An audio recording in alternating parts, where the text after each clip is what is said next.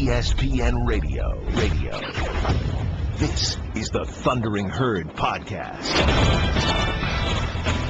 It is time to roll, one of my favorite things. It happens increasingly in this country where people are trying to get clicks and attention. It's time for another edition of... It's time for today's enormously fake controversy. People often say to me, Colin, you love controversy. Gets you ratings. Actually, I'm not paid bonuses. I have a guaranteed contract. I come in, do my show, try to be interesting, try to be thought-provoking. That's what I do. I don't get paid off ratings. Sorry, don't. Mike and Mike don't. I don't. Guys after me don't. We don't work that way here. So I don't have any interest in controversy, clicks, not paid that way. I'm not a blog. My bonuses aren't tied to a May spike and a hot topic.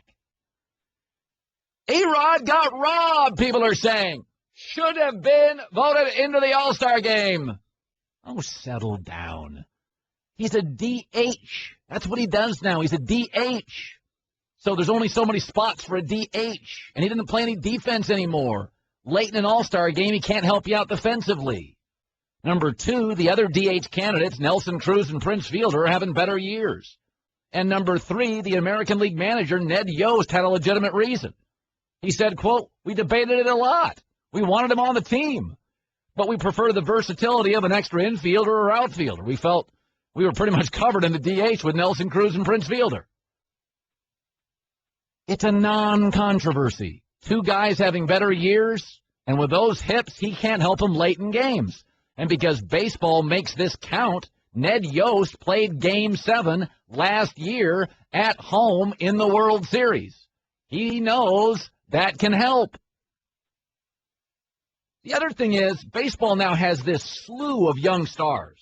Dating back to 1933, no season before this one has ever seen as many young three-time All-Stars. The sport's loaded with Harpers and Trouts all over baseball. The other thing, and this is something that you can't say, but it's true, not many people like A-Rod. He tried to sue the Players Association. He made no friends. He's cheated often, made no friends. That shouldn't matter. It does in life. My dad told me something once, and I thought it was really good advice. You know how our dads give us advice? Some of it's silly, some matters. My dad once said, most of the employment decisions will be made in your life when you're not in the room. Be nice to your coworkers. Pat them on the back. Give them compliments. People will raise hands in a room and you won't be present. There's 9. All you need is 5, 4, and you get the raise. You get the promotion. A-Rod's never done that. Been a diva, prima donna, cheated, tried to sue the Players Association. Colin, that's not right. Really? You fans always gave Derek Jeter extra credit because how he played the game. Is that a stat? Maybe I missed that one. The WAR and the HHPTG. You elevated Derek Jeter because how he played the game. That's arbitrary. That's subjective. Life is subjective. The manager of an all-star team is essentially making his playlist on his iPod. What he likes at the end, Green Day over U2, is his call. It's close. He gave a reason. Michael Keaton did not win the Oscar. Michael Keaton is terrific. But two things worked against Michael Keaton in that subjective Oscar vote. One, the Academy says, and we think they love comeback stories. Look at the history of the Academy. They don't really love comeback stories. Number two, they've never loved Michael Keaton. So when you have choices of other great movies and it's super, super competitive and subjective, sometimes it comes down to, I like her more than her. I like him more than him. And A-Rod has not been well-liked, has mostly been a diva, has mostly been manipulative, has lied throughout his career, tried to sue the Players Association. Nelson Cruz didn't try to sue the Players Association. And that matters when it's close. Because most of the time in our lives, our employment and promotions and raises will be made when we're not in the room. Be nice, shake hands, be considerate to your coworkers and teammates. A-Rod hasn't done a very good job of that. Jeter was a prince at that. What's trending now? Brought to you by 5 Hour Energy. Drink it straight, sip it slow. Have you tried 5 Hour Energy lately? Tom Bertucci, who I think is as good as anybody doing baseball coverage, joins us later this hour. I can't do back-to-back baseball stories, can I? Because I have another baseball story that I think is really, really interesting. So I'll just do this because it I thought was a really interesting moment yesterday. David West has played in the NBA for a long time. He's a good player, not a great player, kind of hot and cold, but he's a darn good player. And he's agreed to sign with the Spurs, San Antonio, for a veteran's minimum of $1.5 million. No big deal, right? Well, it is when you find out he opted out of a deal that would give him $12 million with the Pacers. Now, people are going to say he's idiotic, he's stupid, he's nuts.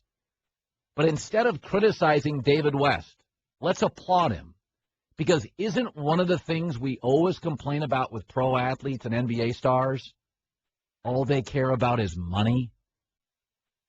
He's got $100 million in the bank. David West wants a title. And he's given up 11 large to do it. And people can mock him, say he's idiotic, he's out of his mind, his agent's freaking out. But in the end, at this point in his career, David West is doing what we all sort of wish most pro athletes would care about. The W more than the dollar sign. Good for David West. Courageous, respect him for it. All right. Was Vince freaking out when I missed the first time? Because Vince, he is the... he was running all over the place looking for you. Well, Vince knows the three places I'm at. Bathroom, boss's office, or my office. And I wasn't in any of them. Where were you? I walked around. It's a long story. I had to do some things this morning. And one of the guys I don't see very much, Jim Pastor, was out there in the hall. We just started talking about stuff in Chicago and life. And all of a sudden somebody said, "Hey, dude, you're on the air." You know, like, radio is played in the hallways. So did you hear the music and then started sprinting? I did when I got through the glass door. Yeah, I heard it then. I knew I was in big trouble. That's what hacks do. Want more of the herd? The Thundering Herd Podcast. Bryce Harper's amazing. And you know, I tell the story that when Jose Canseco was in his prime, this was over like 20 years ago, I flew into San Diego. And at the time, it was like 20 years ago, I lived in Vegas. And so I tried to get out of Vegas and go to San Diego for like $39 on Southwest Airlines. I was, the single guy, and it was just great. You go to San Diego for like $39, and I wasn't making any scratch, so it was cheap. And I'd go to San Diego, and I'd just hang out at the beach and go to Mission Beach and Pacific Beach and just have San Diego's a great city. And so I take one of these flights one day, and it's in the summer, and Jose Canseco was a really big deal. I mean, he was a really, really big deal in baseball. And baseball, even then, it's a slower pace. So I come down, and San Diego's rebuilt its airport. It's a beautiful airport now, just world class. But for years, it was like Harrisburg, Pennsylvania. I mean, it was a small town airport in a big city, and I could never figure out. Like San Diego's like, what are you doing with your airport? It's not capable. Now they've got it's like art everywhere. It's beautiful. And so I came down at the time, and you'd have to go down to all these like baggage carousels, and there was a little bar next to the baggage carousels. And Jose Canseco, there was a baseball game on. And everybody was just kind of mingling around. It was not that popular of a bar. And Jose Canseco came up. And you got to go back 20 years. He was just, he was this, people sort of thought he was in the steroids. He was so big and strong compared to other baseball players. 6'5", good-looking guy. He came up to the plate, and everybody in the bar just turned to the television. Everybody in the bar just turned to the television with Jose Canseco. And I think it was a year later, I was at a Seattle Mariner game, and I got really good seats from my buddy Dean Braun, who I've known since college. And they were like, A, 1, 2, 3, 4. Best seats I've ever had at a baseball game. And we were sitting on top of the visitors' dugout, and I could see Jose Canseco. And I spent half the game looking through this little hole, this little sliver, trying to check out Jose Canseco. And I was thinking to myself, I'm not interested in the game. I'm interested in Jose Canseco. Well, Bryce Harper has that quality. When Bryce Harper's up, the MLB network breaks into programming. And he's that kind of guy. You feel like home run or strikeout, he is just going to hit a seed somewhere. The guy is totally jacked. He is must-see TV. He has a Yasiel Puig, Mike Trout, but I think Harper is kind of his own guy.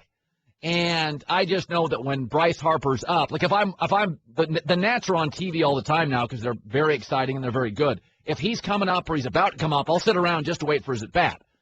And he's going to skip the home run derby. Now, he's done it before, and his dad's got something, a hip or something, and his dad used to throw him BP, so he wants out of it. But even if that wasn't the case, I have no problem Bryce Harper skipping a home run derby or LeBron James and Kobe Bryant skipping a slam dunk contest. Listen, we know this about our society. We're not Sweden. We have gated communities. There's first class. There's coach. Look at the tax codes. There's one the schnooks have, like you and me, than what the rich guys have. We separate the haves and have-nots all the time. Our government is okay with it. Look at our tax codes. Built for the businessman, not the employee. And in the end, these leagues, NBA, NHL, NFL, Major League Baseball, create these sticky events. They're not for Durant. They're not for Bryce Harper. They're not for LeBron James. They're not for Tom Brady or Peyton Manning. Home run derby, slam dunk contest, skills challenges. Hey, three-legged race! Pin the tail on the power forward! Hit for the cycle, win a goldfish! Throw a football through a tire! Fried butter off to the left! Come on, brah. If the Food Channel had a hot dog making contest, you don't think Emeril Lagasse and Bobby Flay deserve a pass? Bearded lady, guess his weight when it take top. Throw a softball, dunk the DH. I mean, I think when you look at the great stars in the game, come on. All these sticky, three-legged races and throwing footballs through tires and home run derbies. That's not for Bryce Harper. That's not for LeBron James, the dunk contest. We know Steph Curry's the best shooter in the world. He doesn't need to do this sticky stuff. This is state fair stuff. He's got 25 jacks this year. 25. He's a kid. Hell, he was playing high school 3 years ago. I mean, he's done great. He's got 25 jacks. Can you imagine if he played in the steroid era? Because when you look at him, that guy works out. That guy doesn't have fake muscles. He doesn't have like gold gym, acne on the back stuff. That's like just a guy who is jacked and works out. He has earned a place above a sticky event. He's not Blue Oyster Cult doing the state fair. Okay, he's beyond that. So I'll always support these guys. We live in a society where the owners of these baseball teams have elevated themselves above shtick. Why can't the stars of their sport do the same thing? Brian, you're in the herd on ESPN Radio. Brian, thanks for calling, and you go ahead. You got it, Colin. I wonder if the A-Rod snub has something to do potentially with Major League Baseball and perhaps not believing he's clean. To me, it seems, I consider myself a realist, to me it seems pretty hard to believe that you have a gentleman that has been away from the game for a year and a half, is, 41 years old, has used PEDs for the majority of his career, and now he's over 40, 2 hip surgeries, away from the game for a year and a half, and he's clean and going to be hitting projected, 30 home runs and 90 to 100 RBIs? Even if I love the guy, I would say that doesn't seem real to me. Brian, I hear that a lot. Baseball's clamped down. I would bet you A-Rod gets tested once a week. Brian, I've got a theory that cannot be validated completely, but I believe, Brian, among the super rich in this country, sports and industry, that there's a lot of things people are taking, and they've always been ahead of the curve. And I said this years ago, when Kobe went to Germany, came back and was doing tomahawk dunks 3 years ago, and it was legal in Germany, why can't Kobe do that? You're seeing a lot of our best athletes go to Canada and Europe, and these procedures are legal. Stem cell, blood thinning. I don't know what he's done. I don't want to be a cynic. I think it's amazing. I was completely wrong on A-Rod, so he's doing what he's doing. Do I think that's part of it? I think Ned Yost and everybody in baseball, A-Rod did a lousy job to accumulate friends. And it's a really important thing in subjective businesses. You know, maybe they don't like Michael Keaton in L.A. because he lives in Montana or up in the Pacific Northwest and doesn't do L.A. Maybe they hold that against him. I don't know.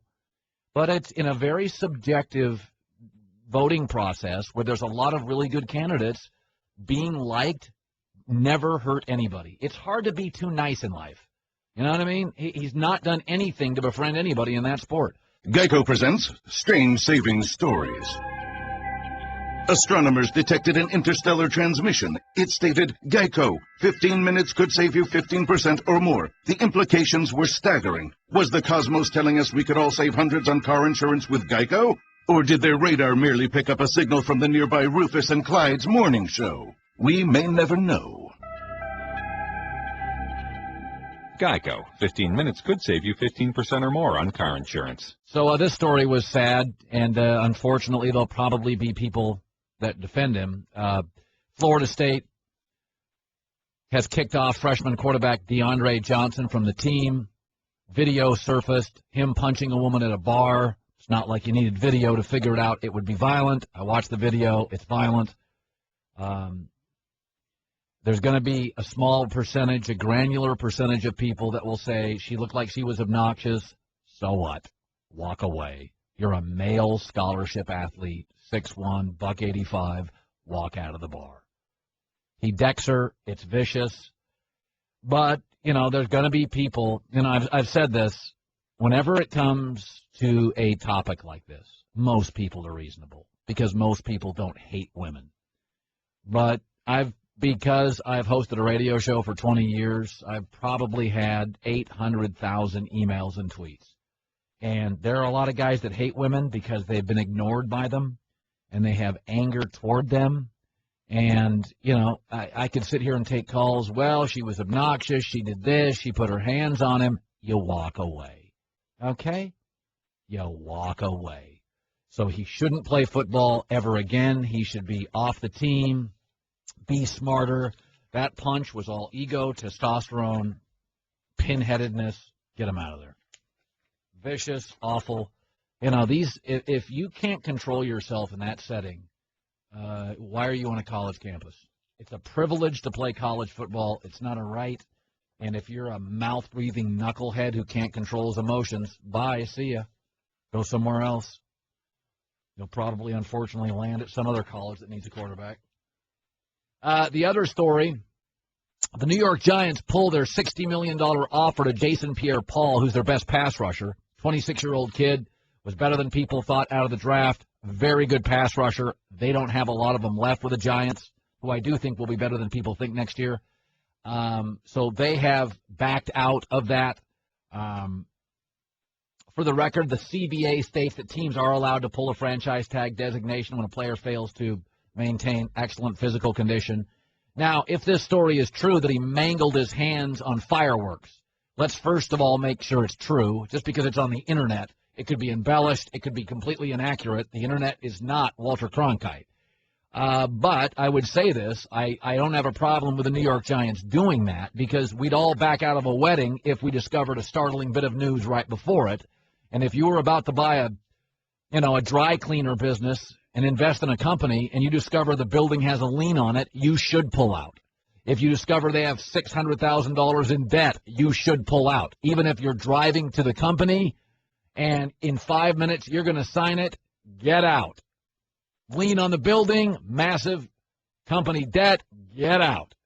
So, the Giants are a business. Don't be an idiot. As long as the stories can be verified and if there's physical damage, I wouldn't make the offer either. Now, it needs to be verified to some level beyond story on the Internet because a lot of stuff on the Internet is not true. Nathan, you're in the herd on ESPN Radio. Go ahead. Hey, Colin, I just wanted to say Oh, I absolutely don't condone violence against women at all. But, here comes the but. Yeah, and I'm not a Florida State fan or anything like that at all, but she laid her hands on him first. So? And any unwanted touching is assault. Now, granted, there's no excuse for laying. So what? So what? She put her hand on him first. That's not assault. Any unwanted touching is assault. It absolutely is. Nobody in this society is going to be charged with assault because at a bar I put my hand on your shoulder. That's never going to hold in court. She draws a fist and she hits. So? She appears to punch him. So? Once again, I'm not condoning violence. Nobody says you are. You have to walk away. Society's not fair. We don't rent cars to people under 25. It doesn't matter. Women are not held to the same physical standard. It doesn't matter. It's not a difficult one. They're not.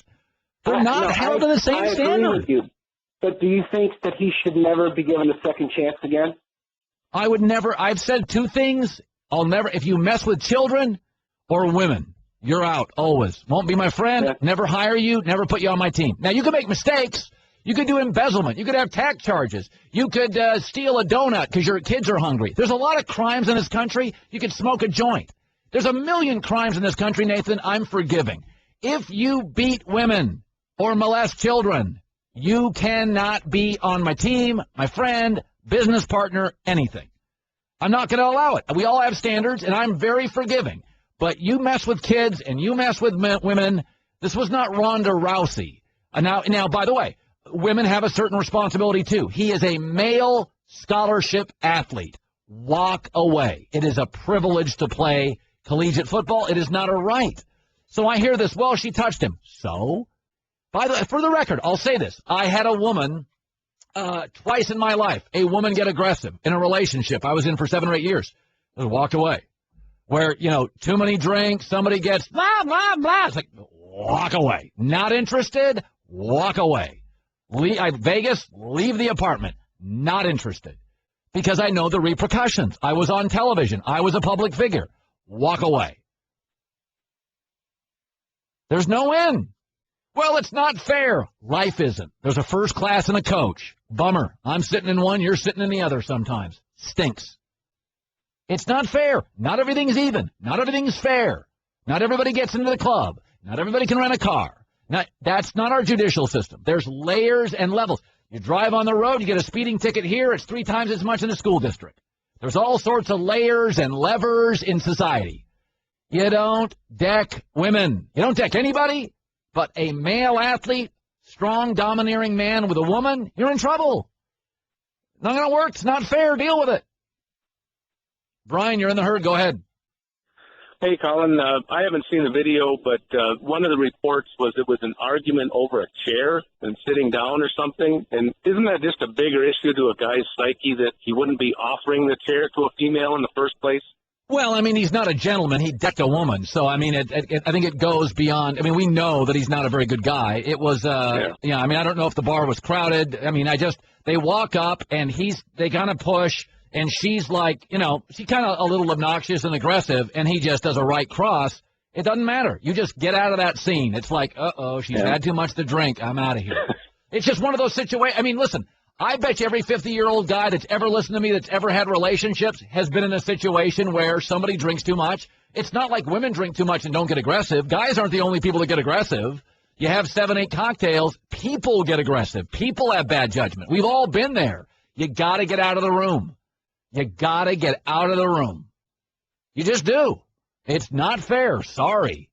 But if you look in this country, 94% of rapes, burglaries, violent crimes, men commit them. The strongest man has always been stronger than the strongest woman at any period of time in the world. You got to get out of the space. We all have, for the record, this has only happened to me once or twice. I've been doing TV and radio for 25 years. And once or twice, somebody comes up at a bar, they're obnoxious and they're drunk, and they want to pick a fight, and they want to pick an argument. You just pat them on the head. You're right. You just get out of that. I mean, I remember one time, in my second book, I have a story about this. I was talking sports, and the guy was drunk, and I thought he wanted the right answer, not for me to tell him his team was great, and he wanted to pick a fight, and I'm like, God, get me out of here. And ever since then, I've changed. When fans come up in a bar and they ask me questions and they're drunk and you can figure it out in 3 seconds, what do you think of my team? Oh, they're great. They'll win the Super Bowl. What's the point? He's bombed.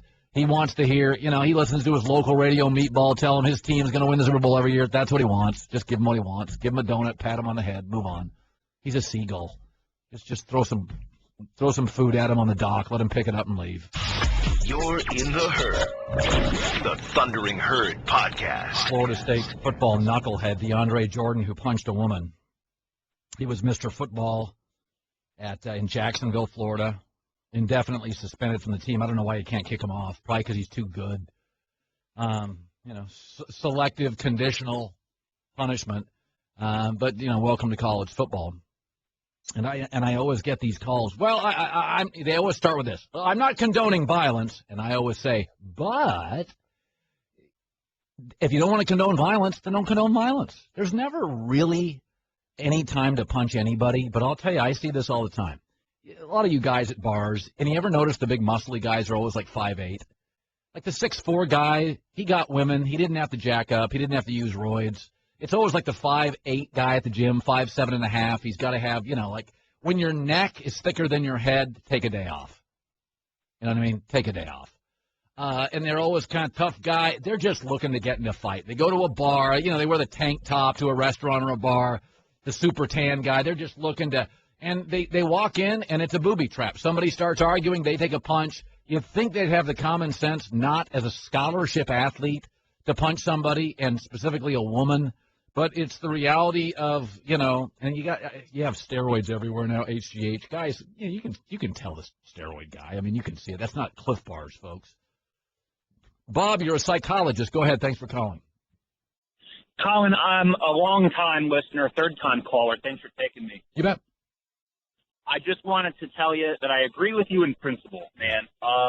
I wish it were that easy to teach kids to walk away. Yeah. But what I think part of the conversation that's being neglected is the fact that we teach these kids to be aggressive from day one. Yes. Right? Yes. I mean, we're socializing them that way. Then you put them in a college environment where drugs and alcohol are the norm. So I guess what I wanted to say is it's not that simple. It's not as simple as just teaching them to walk away. We have to start earlier. Bob, think about this, Bob. This is a good conversation, Bob. Think about, Bob, who are the football players in society. When a coach at 7, 8, 9, 10 years old and they pick football teams, you know who they pick, Bob? They pick the most aggressive boys. And so the most aggressive boys are rewarded in football at a very early age. And so they see violence and tough as a badge of honor. And so so Bob, as you point out, we reward tough guy, defends his honor, defends his space. And so as Bob points out, it's easy for me to simplify it and say walk away. I'm an adult. But a lot of these 19, 20, 21, 22-year-old guys, they have been rewarded for 11 years on being a tough guy in their small hometown. And Bob is a psychologist. How often do you see young men in your practice? I have over time, seen a lot of this especially in the college setting. It's not just that it's reinforced or rewarded in the culture of sports. It's a lot broader than that. It's rewarded in the classroom when the male is more aggressive in responding than the female, and the females are socialized to be passive. So I guess one of the things that I hope that you can take away from this is the problem is bigger than just the sports culture in terms of where they're learning it from.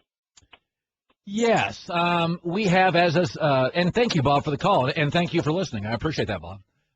Yes, it is bigger and broader, and I'm not a psychologist, but I do think self-control. I mean, we all get in these moments. I've thrown a golf club, too.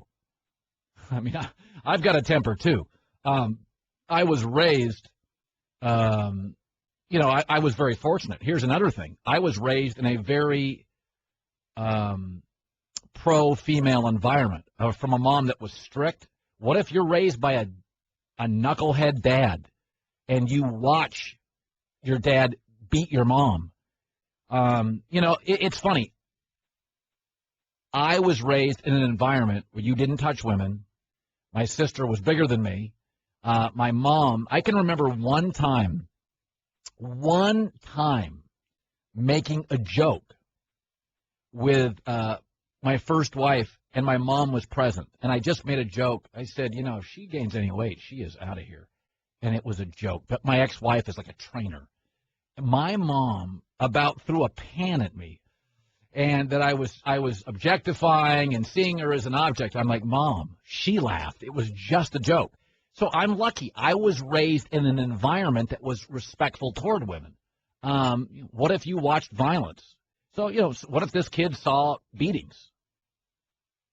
I mean, we are all, if not beholden, we're all vulnerable based on what we saw 0 to 12. All right, here we go. Tony, you're in the herd. Tony, where are you from, by the way, Tony? Hey, how you doing, Colin? This is Tony. I'm actually here in Tallahassee, Florida. Okay, so you're from Tallahassee, so you're a local fan. Yes, I've been a local fan here for years. Oh, this will be interesting. Go ahead. I guess I look at it from two ways. I kind of do agree with you. And when I say I agree with you on the aspect of you should not hit a woman, I do agree with that. Well, I do appreciate that progressive stance. Go ahead. I do agree with that. Yeah. And especially with children. A child cannot defend himself against an adult. So there should be no kind of violence or anything against children. I agree with that. Now, what I saw the video numerous times. Everyone saw the video, and this is the timetable of it on it. He's walking to the bar. He's trying to get to the bar. She's blocking him from getting to the bar. Words were exchanged. Unfortunately, you cannot hear what words were exchanged. She turns around with fists drawn already. He then grabs her arm to stop her from hitting him. She proceeds to knee him in the groin. I got time restraints here, partner. I didn't mean to do that. I watched the whole video. Walk away. 2 words. Walk away. And now, for Geico's edition of Stuff Found in Your Car, we go inside your side door pocket. Hello, yes, the crumpled receipt with gum in it. From your anniversary dinner, you sprang for expensive wine, your server was Beth. That dinner was a couple $100. Money you could get back if you switched to Geico and saved hundreds of dollars on your car insurance. I bet you'd save that receipt. Frame it even. But really, where did I go wrong? Was it the corkage fee? Geico. 15 minutes could save you 15% or more on car insurance. Visit geico.com today. Chris Broussard. For the record, anybody notice that Robinson Cano suddenly can't hit? Like in the NFL, it's not like Julian Edelman one year can't catch. It's not like Calvin Johnson can't run a route the next year. It's not like Brady can't throw a spiral. You never see like LeBron go down to like 9 points and 2 assists. Baseball's the only sport where you can be like an MVP and the next year you can't hit. It's absolutely true. And yet they shouldn't get more than 3-year deals. Yet it's the one sport where you get 10-year deals. Yep. Think about that. Nobody in track and field runs like a 21-second 220, like a 200 meters, and the next year runs like they eat donuts all year and they run a 38. Baseball is the only sport where you get these wild swings in production, and yet they get the longest deals because they have the best union. Yep, that's all it is. You see it with the hitters and the pitchers. Same. I mean, you don't know. Remember Johan Santana? Remember him, actually? When he went to the Mets, he was one of the best pitchers in the league. 2 years later. Yeah. I mean, I agree. Baseball, their union is awesome because those guys should not get more than 3-year deals, in my opinion, because you just don't know. Whereas in basketball, you know LeBron's going to be great for the next 7 years. Andrew Luck is guaranteed to give you 9 straight great years. Aaron Rodgers has at least 5 to 6 more great years. The one position in football you could probably compare to that, like baseball, is running back. Because of the physical. But even with the great ones, you don't see that decline. But running back lately has become, this guy, wow, he's really good. He didn't do anything last year. Then 2 years later, he's not doing anything. It's remarkable. Robinson Cano. Now, we knew moving to Seattle, it's not the hitter's paradise. Yankee Stadium is right field, short porch. Can't hit now. 5 home runs, 240. Can't hit. Unbelievable. Chris Broussard joining me in studio. All right, so the Tristan Thompson deal with Cleveland. Backstory. They have the same agent. LeBron and Tristan are boys. So what is LeBron doing as Tristan kind of hovers out here? Nobody's quite sure how the deal's are they gonna keep him? Well, you've seen him. He's going around promoting Trainwreck, the movie, right? LeBron is. Which actually looks pretty decent. he's dark. The Cavs aren't. He's not really talking with the Cavs. Now, there's no animosity or anything like that, but he's doing his own thing. Like he usually does in the summer. He's away, taking care of business. LeBron wants Tristan to get paid. He wants Tristan to get paid. But really, a lot of this is about the agent. Rich Paul is saying, look, LeBron's going to be easy. We'll take care of that later. And whatever leverage comes with that, so be it. Can I throw this? But Tristan is the guy we got to focus on. Can I just throw this at you? Yeah. Bomani Jones brought up an interesting point yesterday. I didn't hear it. My staff did. Bomani's like, LeBron doesn't like Dan Gilbert. If he makes him pay Tristan Thompson, he pays the way to get back at Dan, make Dan Gilbert pay that big, fat luxury tax. And let me just say this. Bomani may have sources. I'm not discrediting him. I think there's something a little there. Can I ask you this? How does LeBron and Dan Gilbert, what is that relationship like? I don't know where their relationship stands at this point. What I can tell you is this. I'll tell you this. Rich Paul, the agent, who's also LeBron's good friend from high school days, right? When LeBron left, his relationship with Dan Gilbert never ended. Rich Paul. They stayed good, in touch and acquaintances and the whole 9 yards, okay? So Rich Paul still was, in a good relationship with Dan Gilbert and still is at this point. LeBron, just from what we know publicly, I don't see how he could really like Dan Gilbert, okay? Now, he is, and I say this genuinely, he said it publicly, but he is a forgiving guy, obviously. But this is the situation, what happened last summer. LeBron James wanted to go back to Cleveland. Okay, fact. Period. You know that. I was saying it. I was told this the day after he went to Miami. And the upcoming days after he went to Miami, the next few days, don't be surprised if he goes back. What is Dan Gilbert doing? Doesn't he know LeBron may come back? Like, when he released that letter. He just wanted to win titles. He just wanted to win titles, and he wasn't getting the help he needed in Cleveland. He went to Miami. It worked out for him. He got his titles. But he always wanted to go back to Cleveland. And basically it came down to this. I want to go back to Cleveland, but this dude owns the team. Right? Sometimes you want something so badly, but somebody you may not like is in charge and running it or is going to be there. And you have to suck it up because of what you really want. Is it possible, as Bomani states, though, just to get back a little bit, you got to sign my boy Tristan Thompson, and I'm going to make you pay a lot, and you're going to pay a fat salary cap hit? I don't think it is to dig at Dan Gilbert. I don't think LeBron's like that. We all might have a little bit of that in us, but I don't think that's his MO. I think his MO is this. When he met with Dan Gilbert to talk about going back. In Miami. Yes. And every team he met with. The question was, will you be a taxpayer? And will you be a repeat taxpayer? Because LeBron did not want to put himself in the same situation he was in Cleveland before, where the team is just happy to be good. Happy to be relevant, happy to be in the finals and competitive. He wants to know, are you willing to pay to win championships? So that's really more of his focus than let me get back at Dan Gilbert. Do we ever know where they met actually in Miami? I'm fascinated. I don't know where they met. I heard they ordered fresh cod. I'm fascinated by Dan Gilbert and LeBron meeting. I'm fascinated by secret meetings and dark places where real commerce happens. I'm going to say this, and I want your opinion. I don't think Dan Gilbert ever adequately apologized for that. Neither do I. I think he tried to play it like, well, we both did things wrong, and, I was wrong and he was wrong. Like it was 50-50. And to me, it should have been simple. This shows you the pride of Dan Gilbert. It was simple. When LeBron first won his championship, all you had to do was say, hey, congratulations, LeBron, blah, blah, blah, blah, right? He didn't do that. He didn't even mention LeBron, in his congrats. So he's never really fully come out and apologize like he should. Yeah, I think Dan Gilbert, we think of players as having egos. Yeah.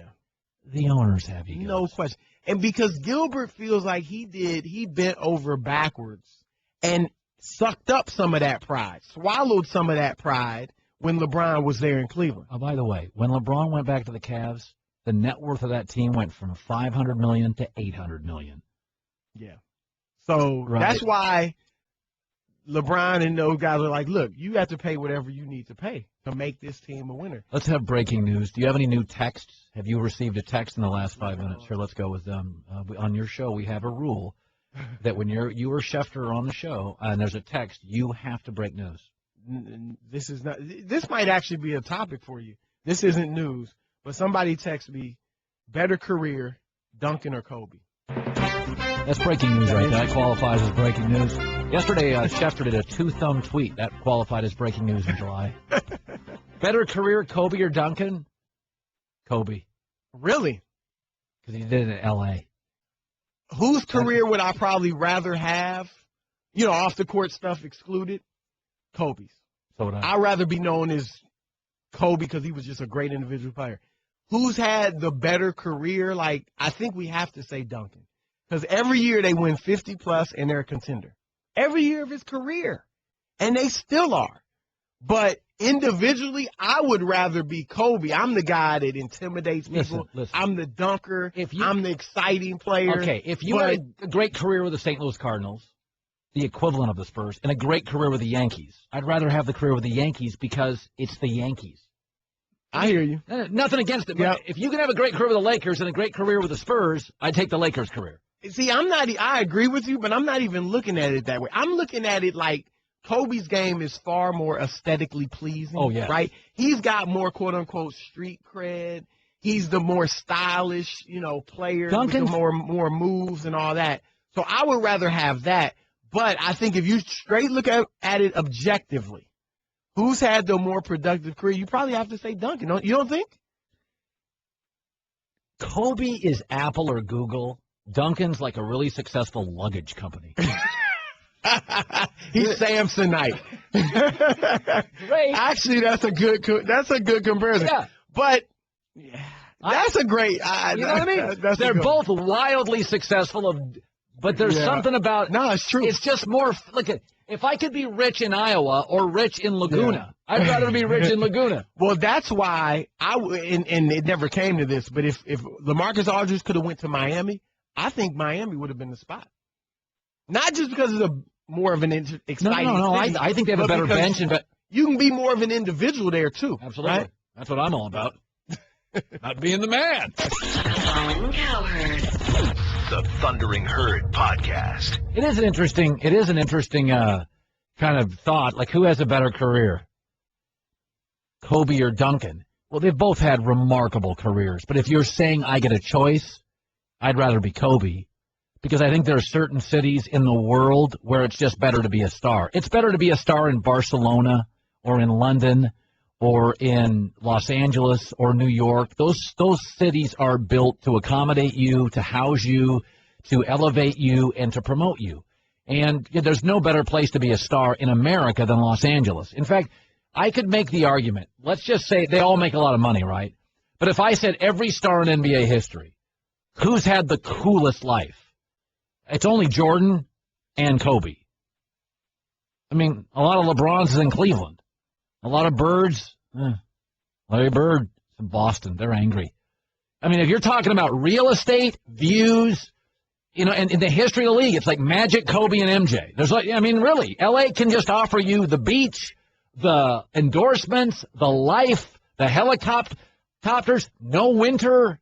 I mean, Magic Johnson people don't understand this. Magic Johnson is an industry outside of basketball. He's got his hand in the Dodgers, real estate, Starbucks. Magic is a part of everything in L.A. Where's Shaq in this? Shaq moved around too much. He's still big in L.A., but his heart, he's got a little heart in New Orleans. He's got Louisiana.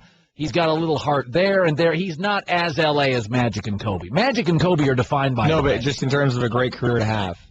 I would rather have Kobe's. He's played for one team. Ideally, I'd rather play for one team. I'd rather sit and play for one team. I mean, that's the ideal way to do it. Not that I wouldn't move. I've moved my whole career. But I'm saying ideally, if I could play for the Lakers my entire career, I'd take that.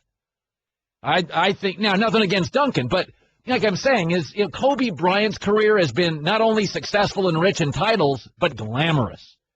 I mean, he's had opportunities you just don't get in San Antonio. Ask yourself this. Chris Paul and Blake Griffin, between the two of them, have like 7 national commercials. How many did Chris Paul have when he played in New Orleans? How many would Blake Griffin have if he played in Memphis? There's a glamour to Los Angeles and New York and Toronto and London. We got 2 more quick ones for you. What about Dwayne Wade in Miami?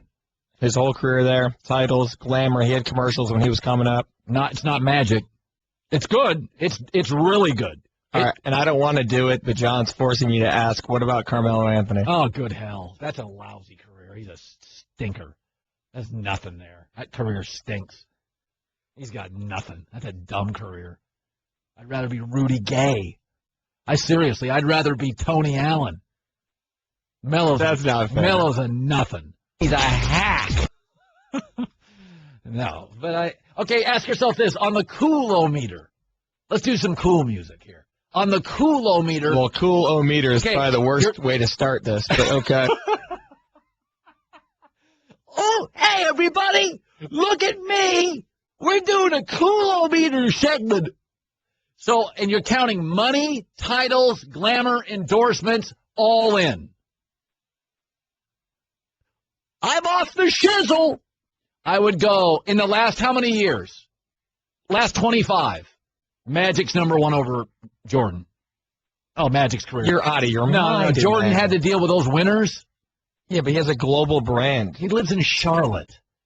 I mean, Magic owns L.A. Michael owns Charlotte.